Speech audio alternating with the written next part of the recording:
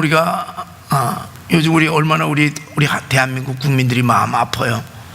그렇게 꿈꾸던 우리 가족 해외 여행에서 세상의 유람선 참사 사건으로 말미암아 우리 대한민국에 있는 33명의 여행객들이 중에서 26명이 죽고 실종이 된 사건이 터졌잖아요. 이거 기가 막히잖아요.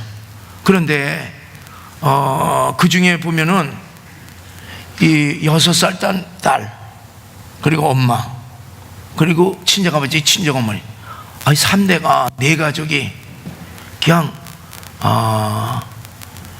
이렇게 실종될 줄이야, 전부 죽을 줄이야 누가 알겠어요. 그 남편이 난 그거 상상을 못하겠어. 상상. 그런데다가 그냥 지금 조금 전만 하더라도 서로 정답게 사랑을 나누고 대화를 나눈 아내나 남편이 실종이 된 거야. 그 다음에 가장 친한 친구 딱 보니까 그냥 시신으로 딱 이렇게 보는 이 엄청난 그 현실에서 이게 우리 사람이 입으로 뭐를 얘기하겠습니까? 아무 얘기할 것도 없어요. 그렇잖아요. 기가 막힐 뿐 아무 할 말이 없습니다. 여러분, 왜 이런 일이 일어나는가? 왜 이런 일이 일어나는가? 우리는 이 세상에서 일어나고 있는 이와 같은 모든 불행의 원인에 대해서, 이유에 대해서는 우리 알 길이 없습니다. 우리가 한 가지 알 수 있는 것은 무엇이냐면은 항상 행복하지만은 않다는 얘기야. 그런 반면에 또 항상 불행하지만은 않다는 얘기예요. 그래서 우리 인생은 내일 일을 알 수가 없어요, 결코.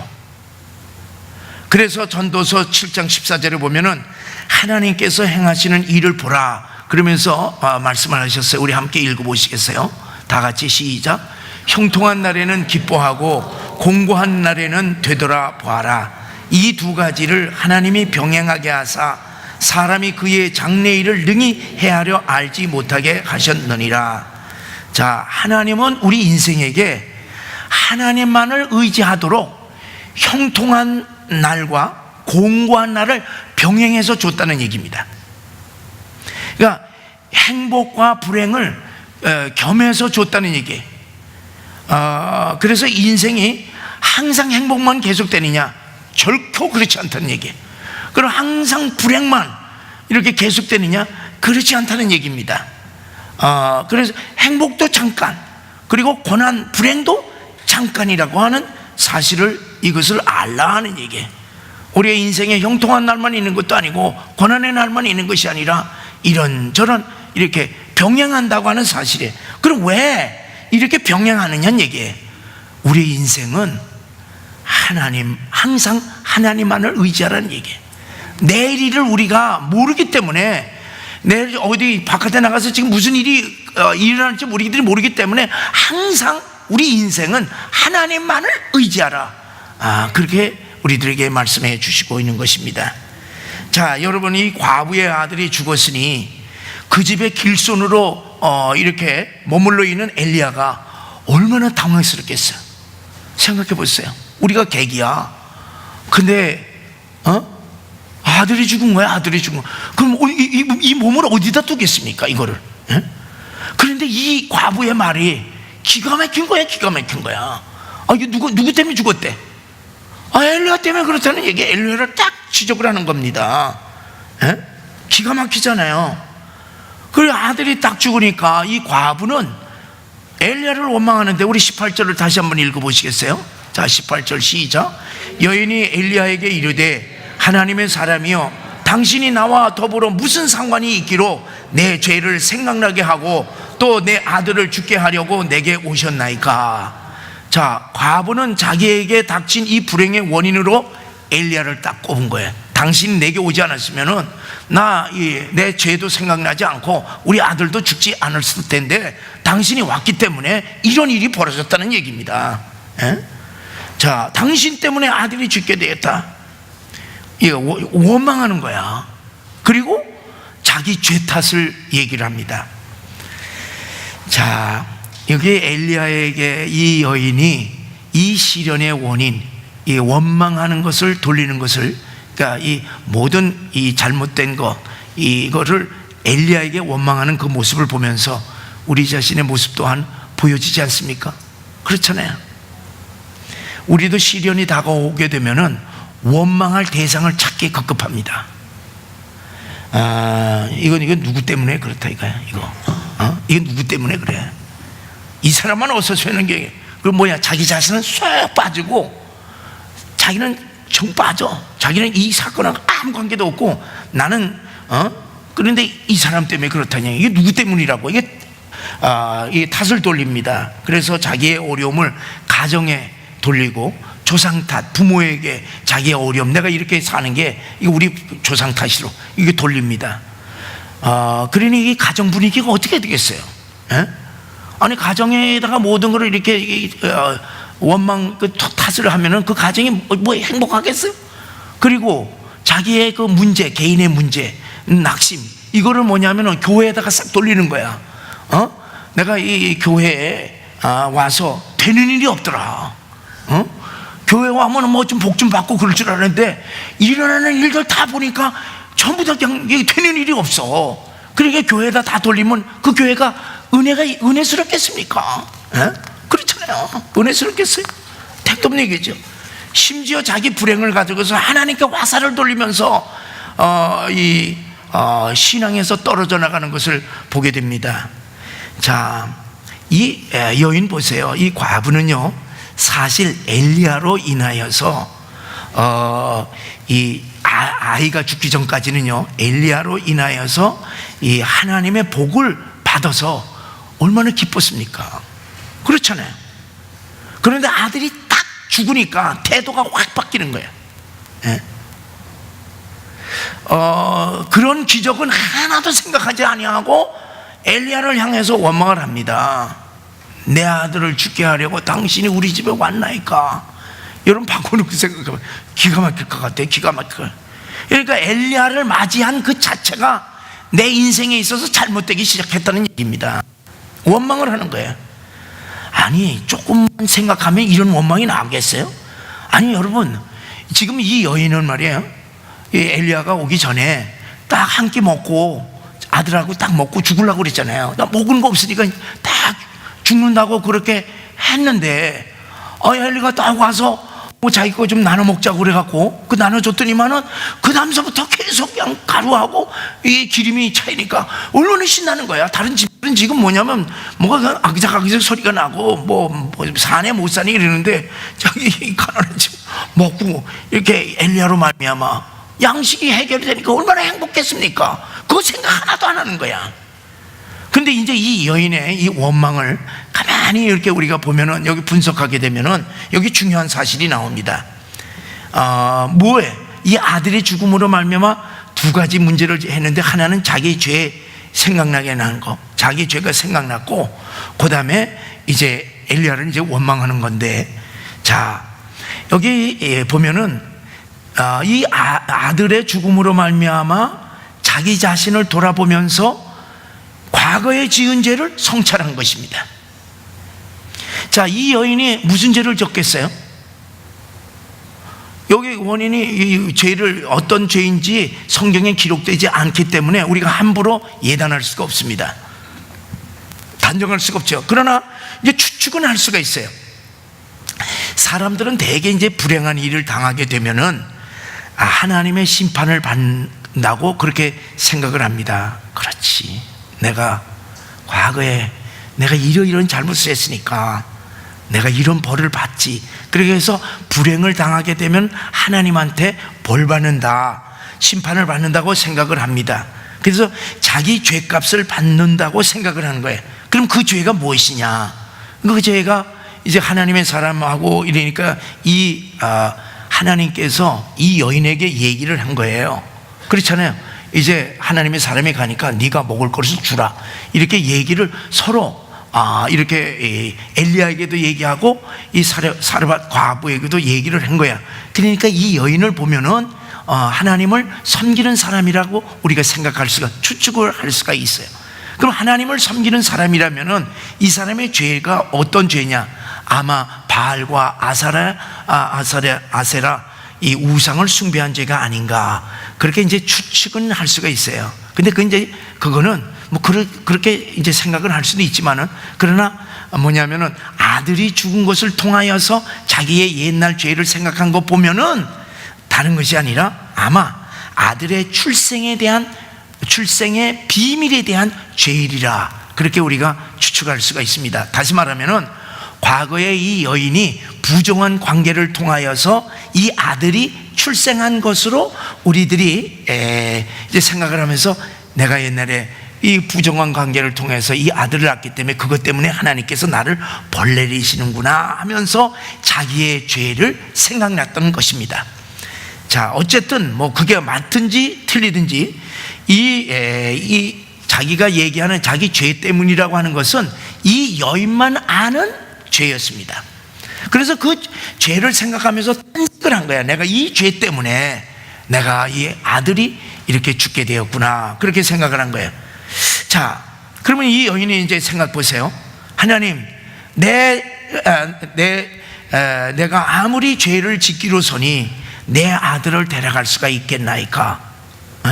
자기의 죄 생각하고 하나님을 갖다가서 원망을 하는 것입니다.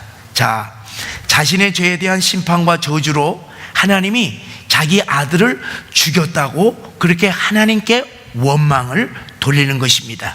그리고 또 엘리야에게 그 원망을 돌리는 것이에요. 자, 이제 이렇게 이러한 사태가 벌어졌을 때 엘리야 편에서 이 사건을 한번 생각을 해보시기 바랍니다. 자, 엘리야 편에서 보면요, 이 과부의 아들이 죽은 것은요 너무나 충격적이고 황당한 일입니다. 과부의 아들이 죽었으니 당황스러운 거죠. 그리고 그 죽음이 자기 때문이라고 직접 이 여인이 원망을 한 것을 보면은 얼마나 황당하겠어요. 아니, 엘리야가 무슨 짓을 했게? 그러잖아요. 이 아이가 아프다가 병들었다가 이제 죽은 거예요. 그러면 엘리야가 뭘 하겠어요?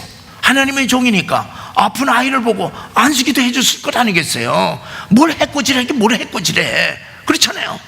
그러니까 이 엘리야로 말미암아 뭐 죽었다, 이건 이야기가 안 되잖아요.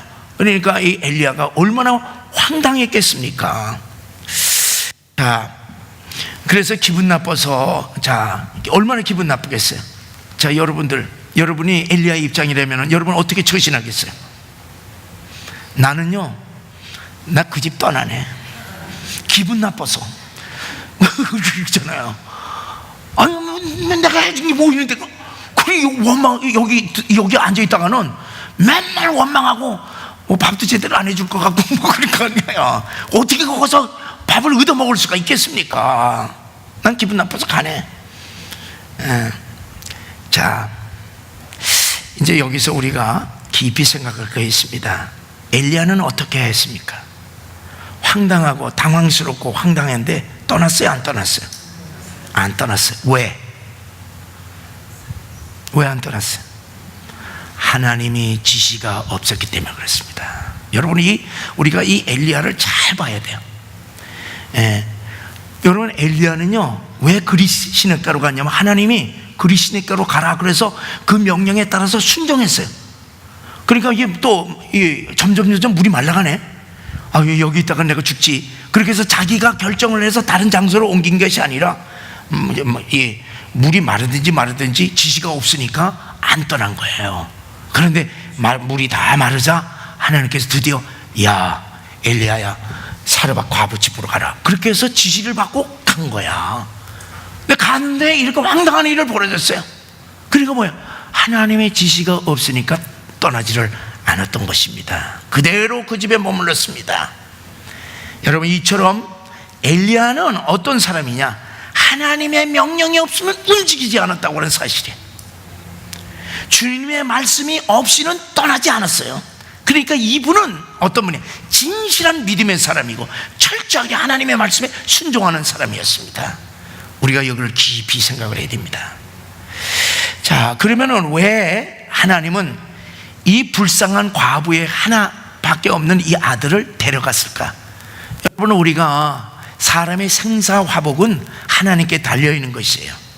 그럼 왜 하나님이 엘리야를 통해서 좀 안수기도 해갖고서 병든 자를 갖다가서 좀 낫게 하고, 그렇게 하지. 아무리 안수기도 해도 안 듣네.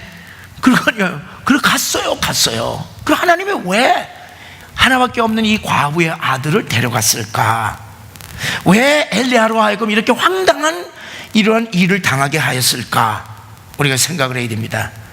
여러분, 우리가 분명히 명심하시길 바랍니다. 우리가 엘리야 처음서부터 우리가 이렇게 말씀을 볼 때에 우리 하나님의 백성들, 하나님의 자녀들이 이해할 수 없는 고난을 당하게 되면은 무엇이다? 그 고난 속에는 뭐가 있다? 우리가 이해는 못하지만은 하나님의 섭리가 있다고 하는 사실을 믿으시기를 바랍니다. 그래서 하나님의 사람이 당하는 시련과 고난에는 반드시 우리가 이해하지 못한다 하더라도 하나님의 뜻, 하나님의 섭리가 있다는 것을 우리들이 믿을 때에 위로함을 받습니다. 그럼 어떤 섭리겠어요? 자, 과부를 향하신 하나님의 섭리가 있습니다. 그렇잖아요. 과부의 아들을 데려갔기 때문에. 그러니까 이 시련을 통하여서 하나님은 과부에게 무엇을 깨우치기를 원하느냐 하면은 여호와 하나님이 어떠한 하나님이신 것을 알려주기 위하여서 이 아들을 데려가는 것을 여러분들 머리에 유념하시기를 바랍니다. 왜 그러느냐 하면 18절에 보면은 과부의 죄를 생각나가 했다고 그가 고백을 합니다. 죽자마자 자기의 죄 때문에 내가 심판을 받는다. 그래서 자기의 죄를 생각나게 했습니다. 여러분, 하나님은 어떤 분이시겠어요? 하나님은 우리로 하여금 죄를 깨우쳐 주기를 원하시는 하나님이세요. 여러분, 성령께서 우리 안에 거하실 때에 어떤 역사가 있습니까? 성령은 우리에 대해서 뭐예요? 죄에 대해서, 심판에 대해서 우리를 깨우쳐 주는 거예요. 그래서 우리 안에 성령께서 누구나 다 우리 안에 주하시는 성령께서 하시는 일은 죄에 대하여서 깨우쳐 주시는 거예요. 내가 죄를 지었음에도 불구하고 죄에 대한 조금은 전혀 깨우침이 없다고 하면은 그 생각을 해야 됩니다. 우리가 죄를 짓게 되면은 반드시 하나님께서는 성령을 통하여서 죄를 깨우쳐 주시는데, 하나님께서는 이 아들을 데려감으로 말미암아 이 여인이 자기의 죄가 생각났듯이 하나님은 이 여인으로 하여금 뭐냐 하면은 죄를 깨우쳐 주시기 위함이라는 것을 알 수가 있습니다. 왜 그러냐 하면은 죄를 회개치 아니하고서는 하나님께서 복을 내려주실 수 없기 때문에 먼저 죄의 문제를 해결해야 돼. 여러분, 우리들이 복을 받기 위해서는요, 먼저 내가 하나님 앞에 지은 죄 회개하지 아니하면은 더러운 심령에 아무리 하나님의 신령한 것을 부어줄 수가 없습니다. 그래서 우리는 무엇을 해야 되느냐? 항상 하나님 앞에 나왔을 때는 내 죄를 먼저 정결케 하기 전에는 하나님의 복을 기대할 수가 없습니다. 자, 아들의 죽임이 이 아들을 데려가지 아니하면은 이 여인은 뭐를 못 깨달았습니까? 자기의 죄를 깨우치지 못하기 때문에 하나님께서는 이 아들을 데려감으로 말미암아 이 여인으로 하여금 죄를 깨우치게 했던 것입니다.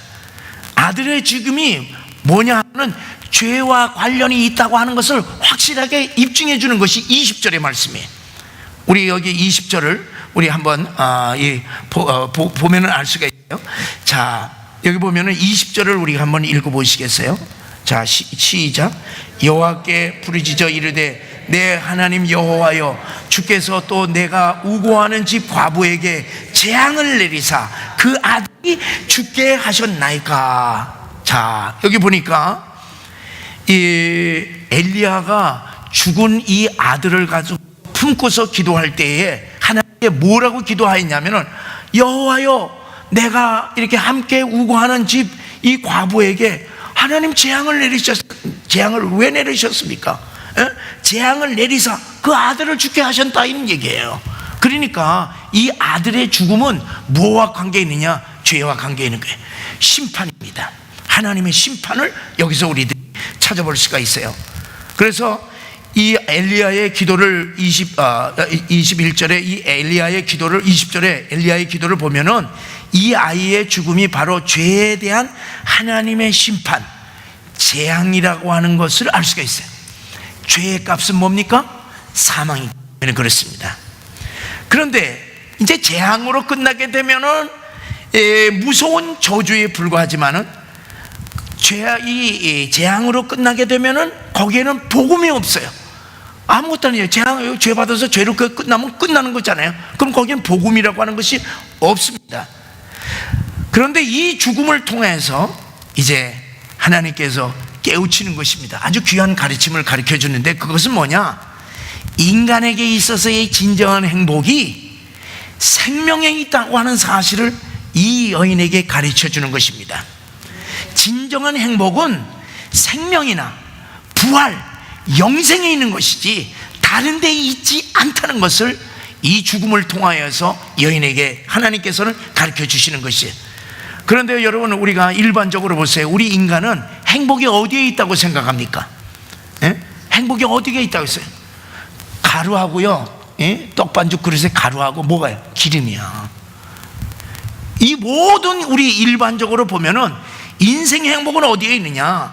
뭐냐면 잘 먹고 마시면은, 잘 먹고 편안하게 지내면 그것이 인생의 행복인 줄을 알고 있는 것이, 행복이 전부로 우리 몸속에 아주 그냥 이렇게 박혀 있어요. 그래서 뭐냐면 사람들은 무슨 어디에 관심을 두냐, 그런 행복에만 관심을 두는 거예요. 그런 행복을 채워주는 신이 참된 신으로 생각하는 것입니다. 여러분, 세상 종교를 보세요. 세상 종교는요, 이 세상에 수많은 우상들 많잖아요. 세상 이 신들이 많은 거 보세요. 왜냐면 그래, 사람들이 왜 이 신 저 신 믿어요? 뭐 다른 것이 아니라 자기의 행복을 채워줄 수 있는 신이면 그 무슨 신이든 관계없어. 다 그걸 섬기지.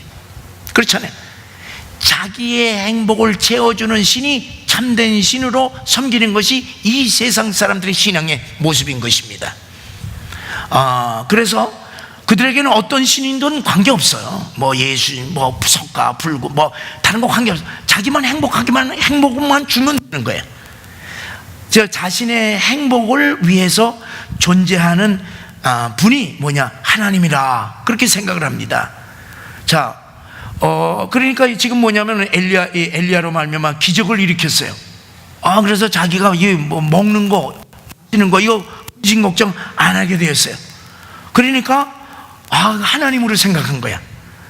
자, 근데 자기 아들을 죽이시는 하나님은 한 번도 그런 생각을 해본 적이 없어요, 이 여인에게는. 그런데 아들이 딱 죽으니까 자신이 생각하는 하나님이 전혀 아닌 것입니다. 그러니까 누구에게 원망해? 자기의 아들을 데려간 그 하나님을 원망하는 것입니다. 그리고 엘리야를 원망하고 자기의 죄를 탄식하고 있는 것이. 여러분, 우리가 많은 사람들이 하나님을 믿는다고 그러면서 자기가 생각하는 하나님을 믿고 있는 것이, 내가 복음을 가지고 신앙생활을 한다는 얘기입니다. 그래서 자기 마음대로 잘 풀려지지 않으면은요, 하나님이 나를 어떻게 했다? 버리신 거 아닌가? 그렇게 생각을 합니다. 기도했는데도 전혀 응답이 없어. 그러니까 하나님은 내 기도 아예 안 들어주는 하나님이요, 그렇게 포기해버려요. 기도를 포기해버리는 거예요. 왜냐면 자기가 요만큼 기도하면 하나님이 분명히 들어주실 것으로 생각했는데 그게 아니야. 그러니까 어떻게 해? 기도 안 하지. 내 기도 안 들어주시는구나. 내 기도 안 들어주시는구나. 예. 하나님은 자기의 소원을 잘 들어주시고 자기의 기도에 잘 응답해 주시고 좋은 일만 주시는 하나님으로 아는 것이, 이런 신앙은 무슨 신앙이에요? 어린아이의 신앙이라고 하는 사실이에요. 어린애들 보세요. 자기 뜻대로 안 되면 어떻게 돼? 난리가 나. 울고 아버지 엄마가 나를 낳는지 안 낳는지 그것까지 막 얘기하는 거야. 왜 그래? 베이비이기 때문에 그런 거죠. 자기 애가 원하는 거를 부모가 해주지 않으면 내가 이제 우리 엄마가 나를 권해서 데려와지 않는, 이런 생각도 할 수가 있잖아요. 그래서 이 아이들 보게 되면은 자기 마음대로 안 되면 난리가 나듯이 어린 신앙을 가진 사람들은 문제가 딱 생기게 되면 어떻게 쉽게 낙심해 버립니다. 시험에 들어버리는 거예요. 그리고 뭐 심각하면 교회를 옮겨버려. 그리고 뭐냐면 이런 하나님이 있을 수가 없다 해서 하나님을 원망하고 아예 신앙을 포기해버립니다. 그러나 여러분, 하나님의 백성들에게, 하나님의 자녀에게 있어서의 모든 권한은 우리가 이해하지 못한다 하더라도 하나님의 섭리가 있다고 하는 사실을 이것을 깨달아야 됩니다. 자, 24절을 우리가 한번 읽어보시겠어요? 24절 시작. 여인이 엘리야에게 이르되 내가 이제야 당신은 하나님의 사람이시요 당신의 입에 있는 여호와의 말씀이 진실한 줄 아노라 하니라. 그렇게 자, 이제 아이의 죽음에서 엘리야가 이제 자기 침상에 갖다 놓고 이제 3번 기도하고 그래서 살아난 거예요. 그렇게 살아나서 아들의 죽음에서 다시 생명을 찾은 이 부활을 경험한 이 과부가 그때서야 비로소 엘리야가 하나님의 사람이라고 하는 사실을 깨달았던 것이에요. 그리고 하나님의 말씀은 진실하다고 하는 사실을 깨달은 것입니다. 이 죽었다가 다시 살아남으로 말미암아 하나님에 대하여서 올바로 이해를 했던 것입니다. 자, 이 여인은 이 아들의 죽음 이전에 매일 하나님의 기적을 경험했잖아요. 아들 죽기 전에 매일 그냥 아니 어디서 난지 모르지만 떡판지 그릇이 차 있는 거야. 기름이 차 있는 거야. 그러니까 기적의 역사를 매일 경험을 합니다. 보면서도 엘리야를 하나님의 사람으로 여기지 못했습니다. 하나님의 말씀이 진리라고 하는 것을 생각하지 못했습니다. 왜 그렇게 했어요? 이 여인의 관심은 뭐에게만 있습니까? 이 여인의 관심은요, 오직 먹고 사는 기름병, 그 기름병에 기름이 채워지느냐 안 채워, 요거만 관심을 둔 거야. 오늘 가서 다 보니 채워졌네. 이 가루가 있구나. 그러니까 이 가루를 이 기름을 누가 하나님이 주신 그 하나님이 주신 이것을 주신 공급해 주신 그 하나님에 대해서 생각하지 아니하고 아이고 오늘도 이거 챘네 아이고 그래서 해먹고 그러니까 물질에만 관심을 두었던 것입니다. 자, 왜 그렇겠습니까? 자, 왜 그러냐 하면은 이제 이 하나님의 사람이라는 것을 깨닫지 못하고 하나님의 진리의 말씀을 깨닫지 못하는 것은 이 여인이 뭐냐 하면은 기름이 채워지고 이 가루가 채워지는 그 일만 관심이 있었습니다. 그리고 이 기름이 떨어지지 않는 것을 행복의 기준으로 삼았던 것이에요. 그래서 이 여인에게 있어서 최고의 행복은 무엇이냐 하면 가루와 기름이었습니다. 그것을 주신 하나님이 행복인 것을 몰랐던 것이에요. 그러나 천하보다도 더 귀한 이 생명이 죽었다가 다시 부활을 경험함으로 말미암아 그녀는 이 여인은 생명을 주관하시는 하나님을 그때서야 올바로 깨달았던 것입니다. 여러분, 무엇이 우리를 행복하게 해주고 있습니까? 무엇이 우리를 행복하게 해주는 것이? 여러분, 이 여인처럼 경제 문제예요? 여러분, 이 여인처럼 가루, 기름만 채워지면 우리가 행복합니까? 그렇다면 성경에 나오는 그 어리석은 부자에 대해서 여러분 어떻게 생각하세요? 에? 어리석은 부자는 뭐야? 소출을 많이 갖고서 그냥 이거보다 더 큰 그냥 창고를 채워라 그래서 꽉 채워놓고 야, 내 영혼아 즐겁게 즐기자 그렇게 하는 건 뭐야? 하나님이 오늘 네 생명 데려간다. 그럼 그거 가지고 있는 그 많은 경제적인 부 누구 것이게 되겠느냐? 그것이 참다운 행복이냐? 지금 그거를 이제 성경에서는 얘기를 해주지 않습니까? 여러분, 평안히 우리들이 잘 먹고 마시면 그게 행복이에요? 생명 거둬가면 아무것도 아니야. 아무것도 아니야. 우리의 생명이 이렇게 건강하고 우리가 이렇게 건강하고 예수 믿고 그리고 영생의 복을 누리는 건 이 누림 이 자체가 참 행복인 줄 믿으시기를 바랍니다.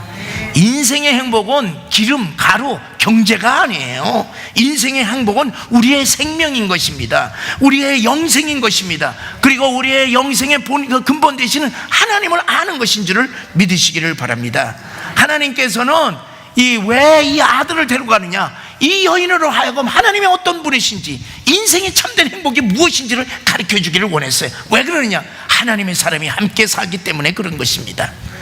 자, 그러면 이제 이 과부에 대한 이 과부의 아들이 죽은 것에 대한 이 과부를 향하신 하나님의 섭리는 그거라 하지만은 엘리야를 향하신 하나님의 섭리가 무엇이? 황당하잖아요. 몸을 어디다 둘지 모르지 않습니까? 왜 엘리야에게 이런 황당한 시련이 닥칠 수가 있는가? 하나님께서 어떻게 풍족한 기름과 떡의 기적 사건 후에 갑자기 이런 엄청난 시련을 확 그에게 주셨는가? 여기는요, 두 가지 귀한 섭리가 있습니다. 첫째는 이 엘리야에게 어떠한 불행한 이 불같은 시련 가운데서도 흔들리거나 넘어가지 않도록 하나님께서 훈련시키고자 하시는 섭리가 있는 것입니다. 여러분, 우리가 신앙생활 항상 형통해요? 신앙생활은 항상 성공입니까? 어려움 닥칠 수가 있잖아요. 예수 믿어도 어려움 닥치잖아요. 그러나 불행을 당한다 하더라도, 불같은 시험이 있다 하더라도, 어떤 환경 속에서도 흔들리지 아니하는 하나님의 사람이 되도록, 지금 그냥 이렇게 잘 풍족하게 사는데 거기에 갑작스럽게 시련이 확 당한다고 하는 사실이에요. 다시 말하면 시련을 통하여서 흔들리지 아니하는 굳건한 믿음의 용사로 만들기 위한 하나님의 섭리인 것입니다. 그것이 우리가 첫 번째로 생각할 수가 있고, 두 번째는요, 이스라엘의 참상을 이 죽은 아이를 통하여서 미리 보여주시는 것이에요. 자, 이게 무슨 얘기냐 하면요, 만약 엘리야가 이 말한 대로 과부의 죄로 아들이 죽는 재앙이 임했다고 할 것 같으면은요, 이 과부가 이 죄를 짐으로 말미암아 아들이 죽었다고 하는 것을 우리들이 생각할 것 같으면, 현재 이스라엘 민족의 현실이 어땠습니까? 현재 이스라엘의 현실, 다시 말하면은 하나님께서는 엘리야에게 당시 비참한 이스라엘의 현실을 이 가정을 통해서 이 엘리야에게 예시해 주고 있다고 하는 사실을 우리들이 이해할 수가 있습니다. 자, 지금 이스라엘 땅에 왜 이와 같은 가뭄의 재앙이 들은 것입니까? 그건 누구 때문에 그래요? 아합 왕의 죄로 말미암아 재앙이 이스라엘에게 임한 것이에요. 그래서 하나님의 자녀들인 이스라엘 백성들이 죽어가는 비참한 현실을 직면한 것입니다. 누구 죄 때문에? 아합의 죄 때문에 이스라엘 백성들이 비참한 현실을 직면했어요. 아합의 우상숭배로 말미암아 이스라엘 백성들의 영혼이 다 죽어버리는 것입니다. 그리고 하나님을 다 버린 것이에요. 이런 비참한 영적인 현실이 어디에서 왔느냐? 이거는 죄에 대해서, 죄 때문에 온 것이에요. 아들이 죽은 것은 엄마의 죄 때문에 오듯이 이스라엘 백성들이 하나님 다 버리고 우상 숭배하고 그들이 비참한 현실에서 기근 가운데서 고통당하는 것은 다른 것이 아니라 아합의 이 죄 때문에 그런 것입니다. 자, 그래서 하나님은 엘리야를 통해서 다시 이 백성을 살리시고자 지금 뭐냐면 미리 훈련시키시는 것이에요. 자, 그가 갈멜산에서 모든 백성들로 하여금 어떤 얘기를 듣냐면은, 당신이야말로 하나님의 사람이요, 당신이 전하는 말씀이 다 진리입니다, 다 진실입니다. 그것을 증명하기 위해서 미리 과부를 통해서 훈련시키는 것으로 우리가 해석할 수가 있습니다. 여러분, 오늘 아침에 우리 설교했듯이 이 영적인 갈멜산에서 불이 떨어졌지 않습니까? 그랬기 때문에 그 전부 다 보고 있던 이 이스라엘 백성들이 뭐라고 했어요? 당신이 하나님의 사람입니다. 그리고 뭐예요? 당신이 하나님의 사람입니다. 그리고 당신이 행한 모든 것은 진리였습니다. 어떻게? 뭐냐면은 이 하나님의 기적의 역사, 이 부활의 역사를 통하여서 이 과부가 아들이 다시 살아나는 것을 보고, 당신은 하나님의 사람입니다, 당신은 말하는 것이 전부 다 진리입니다, 이렇게 고백하였듯이 이스라엘 백성들이 이제 18장에서 나오는 갈멜산에서의 전투에서 이 엘리야가 이기고 그 얘기를 이 이스라엘 백성들이 합니다. 여러분들 다 무슨 얘기인지 아시죠? 내가 이거 성경 공부이기 때문에. 자, 그래서 이제 뭐냐면은 이 과부가 엘리야에게 처음 뭐라고 했냐면은, 당신 때문에 아들이 죽었습니다 하고서 죽었다고 엘리야를 향해서 원망을 했어요. 이것은 누구의 말과 똑같아요? 아합 왕과 똑같은 얘기를 하고 있습니다. 기근의 원인이 누구에게 있어요? 기근의 원인이 원래는 아합 왕에게 있는데 누구에게 있다고 해서 체포령을 내린 것입니까? 엘리야에게 있다고. 그 엘리야에게 모든 이 이스라엘 백성의 그 기근을 엘리야에게 돌리면서 엘리야를 원망을 했습니다. 그래서 근데 이 엘리야는 어떻게 되느냐, 이 시련을 도피하지를 않았어요. 현실을 그대로 다 받아들인 거예요. 뭐 나 때문이다, 나 때문이 아니다, 뭐 이렇게 실랑이를 벌이지 아니하고 현실을 그대로 다 받아들이는 것입니다. 그것이 뭐냐, 이 아이가 죽으니까 원망을 하잖아요. 그러면 아니 이 여인이요, 내가 어떻게 내가 이 아이하고 죽은 것이 무슨 관계가 있습니까? 이렇게 따지지를 않고 그 아이, 죽은 아이를 그대로 안고 어디로 갑니까? 자기 침상으로 가서 자기 침대에다가 딱 이렇게 누이고 그 다음에 그 아이를 품는 것이, 이 얘기는 무슨 얘기입니까? 있는 현실 그대로를 자기가 다 그대로 자기의 문제로 이렇게 받아들이는 것이죠. 그래서 하나님께 이제 부르짖습니다. 자기의 침상에 누이고 여호와 하나님께 울부짖었어요. 그리고 첫 번에 이렇게 안고 하나님께 울부짖었는데 살아나질 않았어. 또 다시 두 번째 또 다시 하나님께 울부짖으면서 기도를 했어요. 그래서 살아나지 않았어. 또 세 번째 하나님께 간절히 기도하였더니만은 어떻게 됐습니까? 살아난 거예요. 이것은 무엇을 의미하느냐, 세 번 펴서 엎드려서 부르짖었다고 하는 것은 엘리야는 응답받을 때까지 끈질기게 열심히 기도한 기도의 사람이라는 것을 알 수가 있습니다. 이 세 번 안고서 기도한 것은 나중에 비가 내릴 때까지 몇 번 기도했어요? 이 엘리야가 이제 갈멜산에서 다 죽이고 난 다음에 하나님 앞에 이제 비 내려달라고 몇 번 기도했어요? 7번이에요. 그러니까 세 번 이렇게 아이를 안고 살아날 때까지 기도하였던 것은 앞으로 이 비가 내려달라고 내릴 때까지 7번 기도하였던 그 모습을 우리는 상상할 수가 있습니다. 이 엘리야는 응답받을 때까지 기도하였던 기도의 사람이라고 하는 사실을 여러분들 명심하시기를 바랍니다. 여러분, 이 아이가 왜 죽은 것이에요? 과부에게는 참된 행복과 참된 하나님을 깨우치기 위해서였고, 엘리야에게는 어떠한 시련 가운데서도 흔들리지 아니하는 믿음의 용사로 연단을 시키고 이 죽은 이스라엘 민족의 참상을 하나님께서는 미리 이 아이를 통해서 보여주셨던 것입니다. 여러분, 까마귀 훈련 있죠? 그 다음에 기름과 가루의 훈련이 있죠? 그 다음에 뭡니까? 인생에 있어서 가장 고통스러운 최후의 마지막 시련, 죽음, 이 죽음의 훈련을 통하여서 갈멜산 전투에 임하게 하신 하나님의 귀한 섭리가 있다고 하는 사실을 우리들이 보면서, 여러분들, 우리들이 지금 현재 당하는 고난이 무엇이든지 간에 하나님의 백성들에게는 그 하나님의 우리가 알 수 없는 하나님의 섭리가 있다고 하는 사실을 믿으시고 고난을 고난으로 여기는 것이 아니라 연단의 과정으로 생각하시면서 믿음으로 승리해 나가는 여러분과 제가 되시기를 주의 이름으로 간절히 축원합니다.